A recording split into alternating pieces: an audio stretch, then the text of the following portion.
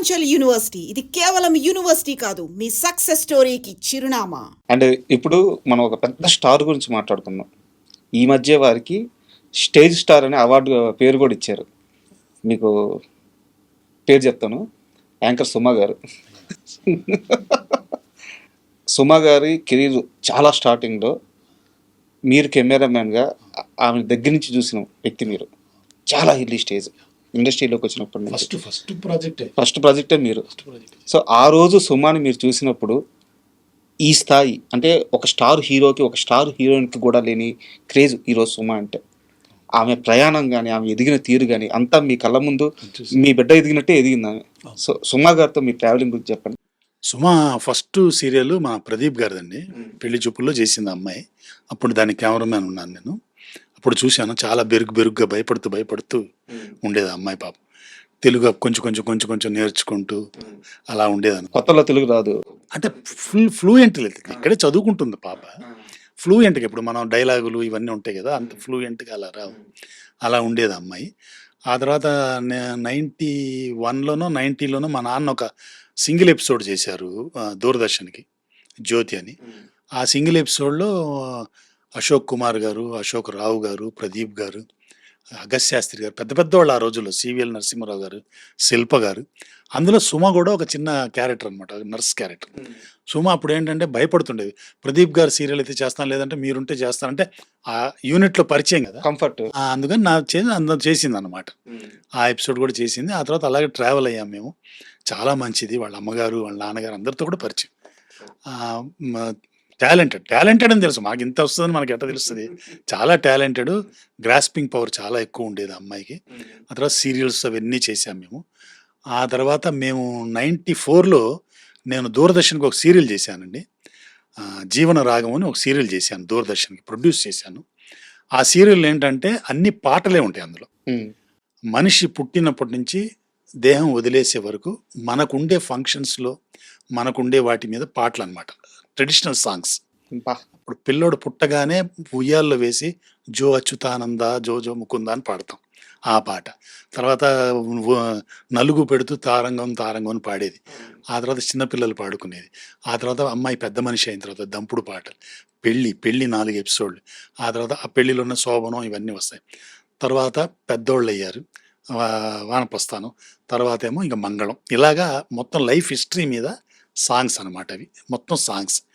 అందులో ఆ జర్నీకి main characters అన్నీ డిఫరెంట్. ఆ రోజుల్లో ఇండస్ట్రీలో ఉండే అమ్మాయిలు, లేడీ ఆర్టిస్టులు అందరూ ఆ సీరియల్లో ఉన్నారు. మొత్తం ఆ రోజుల్లో జోక్ కూడా వేసుకునేవాళ్ళు. ఆ అమ్మాయి ఎక్కడ అయ్యో అందరూ ఆడు మీరు గారు సీరియల్ ఉన్నారు రా అనేవారు. సో అందులో మెయిన్ క్యారెక్టర్స్ కింద మా రాజీవ్, సుమ వేశారు అందులో. అక్కడ వాళ్ళకి ఫస్ట్ ఆ లవ్ చిగురించడం అనమాట. అది వాళ్ళకి అది ప్రీవిజ్ మ్యారేజ్ అనమాట. అది అలాగా ప్రీవిజ్ వీడియో షూటింగ్ లాగా అది జరిగింది అనమాట మాది. మొత్తం వాళ్ళ మ్యారేజ్ దగ్గర నుంచి ఫస్ట్ అన్ని మ్యారేజ్లో ఉండే తంతులు అన్నీ కూడా 4 ఎపిసోడ్లు, అవి శోభనం, ఇవి పిల్లోడు పుట్టడం, ఇవన్నీ కూడా అందులో చేసాం అనమాట. వాళ్ళ ప్రేమకి వేదికేసింది మీరే అయితే. అక్కడ చేసుకున్నా కూడా మాది ఒక pre wedding video, pre wedding ఇది అనుకోండి, ఇదిలాగా వాళ్ళకి ప్రీవిజ్ లాంటిది అనమాట ఇది. అలా జరిగింది. రాజీవ్ కూడా మా అబ్బాయి అనమాట యాక్చువల్గా. తను కూడా నాకు చిన్నప్పటి నుంచి తెలుసు. మా నాన్నగారికి చాలా ఇష్టమైన నటుడు. మా నాన్నగారు చేసిన చాలా ఎపిసోడ్స్లో రాజీవ్ ఉంటాడు. ఏం రాసుకున్నా రాజీవ్ క్యారెక్టర్ పెట్టేవారు, అంత ఇష్టపడేవారు మా నాన్నగారు. సో సుమ కంటే రాజీవ్ ఎక్కువ తెలుసు నాకు. సో అలాగా అమ్మాయితో చేసుకుంటూ వచ్చాం. ఆ తర్వాత మాకు బ్లిమ్ గారితో పరిచయం ఏర్పడింది. బ్లిమ్ గారు వచ్చిన తర్వాత ఆ అమ్మాయిని కొంచెం చెక్కారు, భాష గీష అంతా బాగా చెక్కి అమ్మాయిని ఒక మోల్డ్ చేశారనమాట ఆయన. సో ఆయన దగ్గర భాష, నా దగ్గర హ్యూమర్ ఎక్కువ ఉండేది, కొంచెం స్పాంటినిటీ అది ఉండేది. అవి అమ్మాయి ఇప్పటికి కూడా చెప్తుంటుంది అక్కడక్కడ, మీరు గారు స్పాంటినిటీ ఆ బ్లిమ్ గారి దగ్గర భాష నేర్చుకున్నానని.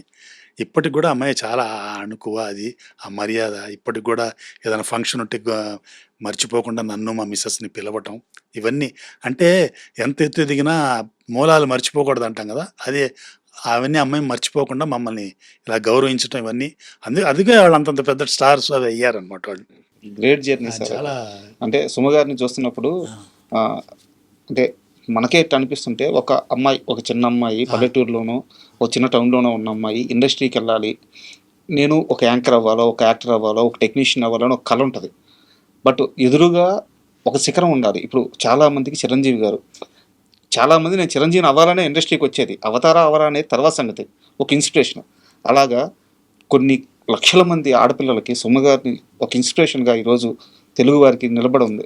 సో చాలా గర్వంగా అంటే అది అంత ఈజీగా వచ్చింది కాదండి. చాలా డెడికేషన్, చాలా హార్డ్ వర్క్ చేసింది అమ్మాయి, చాలా సాక్రిఫైసెస్ చేసింది, అన్ని చేయబట్టి ఇప్పుడు ఆ తర్వాత ఈ గ్రాటిట్యూడ్ ఉన్నది, ఇవన్నీ ఉన్నాయి కాబట్టి ఆ అమ్మాయి ఆ హైట్స్లో ఉంది, అలాగే ఉంటుందని భగవంతుని ప్రార్థిస్తుంది. బట్ సుమ గారి గురించి చాలా గొప్పగా చెప్పారు. మరి మీ అబ్బాయి రాజీవ్ ఎక్కడ మాట్లాడినా మా అబ్బాయి, మా పిల్లోడు, మా ఇంటి బిడ్డే అని చెప్తారు. ఎందుకంటే ఆయనకి అంత మొహమాటం? ఏమో అదే మొహమాటం అంటే ఆన్ స్క్రీన్ అలా ఉంటాడేమో కానీ ఆఫ్ స్క్రీన్ తెలుసు.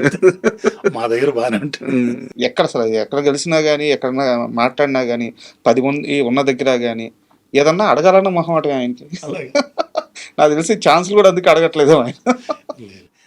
బాగా బాగా చాలా చాలా సినిమాలు చేస్తున్నాడు. వెరీ గుడ్ ఆర్టిస్ట్ అండి. ఎక్స్ప్రెషన్స్ సూపర్ అసలు. ఎక్స్ప్రెషన్స్ అండి బాబోయ్. ఆయన టాలెంట్ కి ఇప్పటికీ కూడా రావాల్సిన అవకాశాలు రాలేదేమో అనిపిస్తుంటది. Great artist. Great actor. Expressions face మీద చాలా గ్రేట్. అండ్ మీరు ఇందాక మాట్లాడుతూ సీరియల్స్లో మనం ఒక బిడ్డ పుట్టినప్పటి నుంచి ఎదిగేదాకా కాన్సెప్ట్ ఓరియంటెడ్గా సాంగ్స్ ఉంటాయి అని చెప్పి, అది ఒక జీవిత చక్రం. సార్ ఇది ఒక సీరియల్ కోసం ఆలోచించిన ఐడియా అంటే అది మా నాన్నగారి ఐడియా అండి. మా నాన్నగారు ఆయన దేహం వదిలేసే ముందు అప్లై చేశారు ఆయన ఐడియాతో. ఆయన వెళ్ళిపోయిన తర్వాత ఆ సీరియల్ నాకు వచ్చింది, అది నేను ఎగ్జిక్యూట్ చేశాను. అంటే ఒక సీరియల్ ఐడియా ఎంత గొప్పగా ఉంది సార్. అంటే నేను ఇప్పుడు ఎవరిని విమర్శించట్లేదు. ఈరోజు సీరియల్స్ అంటే మీకు క్షమించాలి, మేము అడ్డుపడుతున్నాను. ఈ సీరియల్ మొత్తం కూడా మేము అన్నపూర్ణ స్టూడియోలో చేసామండి సార్. టోటల్ అంటే అక్కడ మండువాలో వెళ్ళి అక్కడ చుట్టుపక్కల చేసేవాడు. అప్పుడు అన్నపూర్ణ స్టూడియోలో ఉండే మేనేజర్లు వాళ్ళు నాకు చాలా హెల్ప్ చేశారు ఆ సీరియల్కి. సో అక్కడే, ఎందుకంటే అమ్మాయిలు వీళ్ళందరూ ఉంటారు కదా. ఇది 94లో చేసిందండి, 95లో టెలికాస్ట్ అయింది అది. సో ఆ టైంలోకి అక్కడ చేసాం మేము. అక్కడ చేస్తున్నప్పుడు చాలామంది డైరెక్టర్లు, ఇప్పుడు కృష్ణవంశీ గారు వాళ్ళు కూడా వచ్చి చూసిపోయేవారు. ఇంతమంది ఆడవాళ్ళు ఉన్నారేంటి, ఈ తతంగాలు ఏంటి, సాంగ్స్ పెట్టుంటాం కదా, సాంగ్స్ ప్లే అవుతుంటాయి, ఇవన్నీ ఏంటని చూశారనమాట. నాకు తర్వాత మురారి అవి కూడా ఆల్మోస్ట్ కొంచెం దీని ఇన్స్పిరేషన్ కూడా ఉండొచ్చేమో అని నేను అనుకోవటం. అంటే ఇప్పుడున్న సీరియల్స్లో నేను ఓపెన్గానే చెప్పేస్తున్నాను, ఒక భర్త ఇద్దరు భార్యలు,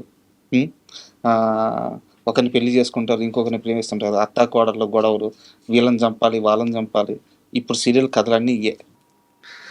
ఆ రోజుల్లో ఇప్పుడు మీరు చెప్పినట్టు ఒక గొప్ప కాన్సెప్ట్. అలాగే మీరు చేసి ఉండకపోవచ్చు, మీరు చేయని కూడా చెప్పను.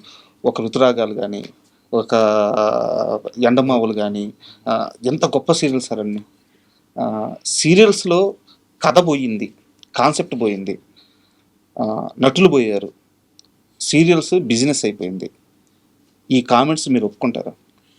అంటే ఏంటంటే ఇక్కడ మేజర్గా అప్పుడు సీరియల్స్కి ఏంటంటే ఒక ప్రొడక్షన్ హౌస్, ఇప్పుడు ప్రొడ్యూసరు డైరెక్టరు స్టోరీ ఫైనలైజ్ చేసి స్టోరీ అనుకొని అప్పుడు ఛానల్ దగ్గరికి వెళ్ళి, ఇప్పుడు దూరదర్శన్ వెళ్ళి వాళ్ళు స్లాట్ కొనుక్కుంటారు, ఒక ½ అన్ అవర్ స్లాట్ కొనుక్కుంటారు. వాళ్ళకి చెప్తారు ఇదండి కదా మేము తీయబోతున్నాం అని. వాళ్ళు ఏంటంటే వాళ్ళ గైడ్ లైన్స్లో వాళ్ళ ఛానల్కి చెడ్డ పేరు రాని కథ ఉంటే ఓకే అని వాళ్ళు స్లాట్ ఇస్తారు మనకి. ఒక 30 minutes స్లాట్ మనకి ఇస్తారు. దానికి ఒక పేమెంట్ ఉంటుంది. ఆ పేమెంట్ చేస్తాం వాళ్ళకి. పేమెంట్ చేస్తే ఆ 30 minutes స్లాట్లో మనం అనుకున్న స్టార్స్తో మనం అనుకున్న కథని తీసేసి వాళ్ళు మనకి ఫ్రీ కమర్షియల్ టైం ఒక 2.5 minutes ఇస్తారు. దాన్ని మనం కమర్షియల్ అమ్ముకుంటాం అనమాట. ఆ డబ్బు మన ప్రొడక్షన్కి పనికి వస్తుంది అనమాట. సో అలా మనం వేసేవాళ్ళం. సో మొత్తం గ్రిప్ అంతా కూడా ఈ ప్రొడ్యూసరు డైరెక్టర్ దగ్గర ఉంటుంది, మేకర్స్ చేతులు ఉంటుంది. ఇప్పుడు పరిస్థితి ఏంటంటే మొత్తం ఛానల్స్ ప్రొడ్యూస్ చేస్తున్నారు. ఛానల్సే ప్రొడ్యూస్ చేస్తున్నారు. సో వాళ్ళు ఏం చేస్తున్నారు, వాళ్ళు ఒక కథ అనుకుంటూ ఆ కథని ఒక మనిషిని, ఈ ప్రొడ్యూసర్ని ఎన్నుకొని వాళ్ళే ఆర్టిస్టులు, వాళ్ళే డిసైడ్ చేస్తారు, అన్నీ వాళ్ళే, అంత మొత్తం వాళ్ళ చేతుల్లోనే ఉంటుంది. సో వాళ్ళు డిసైడ్ చేసి సో ఇప్పుడు ఈ డైరెక్టరు ఇలాంటి వాళ్ళ చేతుల్లో ఏం ఉండదు యాక్చువల్గా కథ. ఇంకోటి ఏంటంటే కథ మెయిన్గా ఇప్పుడు ఏంటంటే అంత టీఆర్పీ మీద ఉంది బిజినెస్. సో వాళ్ళ ఉద్దేశం ఏంటంటే ఛానల్ చూడాలంటే ఇలాంటివి ఉంటేనే టీఆర్పీ వస్తుంది, ఈ టైంలో చూస్తున్నారు, ఈ క్యాలిక్యులేషన్స్ ఉన్నాయండి, లెక్కలు.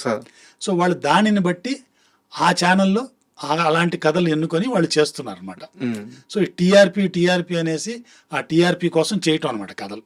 సో దాంతో ఏమవుతుందంటే మీరు అన్నట్టు మొనాటనీ ఒకటి, ఇప్పుడు అన్ని ఛానల్స్లోనూ అవే వస్తాయి, అత్తా గొడవలు ఇవి లేదంటే ఒకళ్ళొకళ్ళు వైరం తిట్టుకోవడం, అన్ని కథలు అలాగే ఉంటాయి కదా. అవును. సో ఆ వెరైటీ ఉండట్లేదు.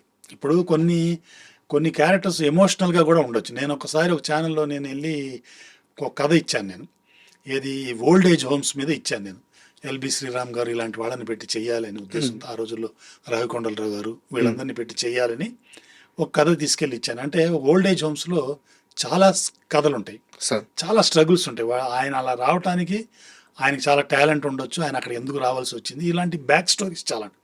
అలా ఆవిడ చేద్దాం, చాలా ఎమోషనల్గా ఉంటుంది, హ్యూమన్ టచ్ ఉంటుంది. అది అంటే ఛానల్లో ఏం చెప్పారంటే, ఏమండి వినటానికి బాగానే ఉంది కానీ టీఆర్పీ రాదండి ఇది, తర్వాత మన ఛానల్ పాలసీ ఇది కాదు, మన ఛానల్ ఇలా ఉండాలి అని చెప్పి గైడ్ లైన్స్ చెప్పి వద్దన్నారు. అది సో అలా వెరైటీ ఉండదు కదా. ఇప్పుడు ఒకటే టైప్లో సీరియల్స్ వచ్చేస్తున్నాయి మనకి. దాని మెయిన్గా బిజినెస్, ఎందుకంటే వాళ్ళు కార్పొరేట్ సంస్థలు అవి, ఆ బిజినెస్ లేకపోతే వాళ్ళు ఆ ఛానల్ తీయలేరు కదా అది. అందుకని ఆ బిజినెస్ కోసం ఆ గైడ్ లైన్స్ని పెట్టుకొని వాళ్ళు వర్క్ చేస్తున్నారు. ఒకప్పుడు ఏంటంటే ఈ గైడ్ లైన్స్ లేవు, మన ఆత్మతృప్తి కోసం ఇప్పుడు ఒక సంస్థ ఉంటుంది. ఇప్పుడు వాహిని వాళ్ళు సినిమా చేశారంటే అదొక ట్రేడ్, దానికి ఒక ఐఎస్ఐ మార్క్ లాగా ఉంటుంది. వాళ్ళ సినిమా అంటే ఇది, అంటే వాళ్ళు ఫిలిం మేకర్స్ వాళ్ళు. ఇప్పుడంతా మనీ మేకర్స్ అన్నమాట. And for more videos, Please subscribe to iDream. Please subscribe to iDream. Please subscribe iDream. And please subscribe to iDream. For more videos, subscribe to iDream. please like, share and subscribe to the channel. Congratulations, iDream. Subscribe to iDream. Subscribe to iDream. So subscribe to iDream Media. iDream ki iDream team andarki huge congratulations. Please subscribe iDream Media. Please subscribe to iDream. Subscribe iDream. Please subscribe to iDream. iDream అంటే నా కళల ఛానల్ను subscribe చేసుకున్న నోరు తిరుగుతలేదు, మీరైతే గంట గుర్తు కొట్టండి. For more such videos, please subscribe to iDream. Subscribe to iDream. Please subscribe to iDream. Please subscribe iDream Media. Please do subscribe to iDream. Please subscribe to iDream Media. For best entertainment and information, please subscribe iDream. And don't forget to subscribe to iDream.